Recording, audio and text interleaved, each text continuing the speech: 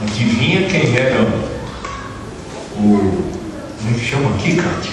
Que é o dirigente do louvor aí, do grupo de louvor. Adivinha quem era? Daqui a pouco não me golpeia não, galera, eu pego o lugar de vocês. Pensando que só porque eu estou mais careca eu estou ficando para trás. Vamos cantar agora o hino 171, A Viva no Senhor. Esse hino fala: viva no Senhor, ó, dá-nos o teu poder. Mas não é simplesmente poder, é de santidade, de fé e de amor. Porque querer ter o poder de Deus é fácil. Agora, transformar esse poder em santidade, em fé e principalmente em amor, esta é a parte mais difícil. Vamos lá, hino 171.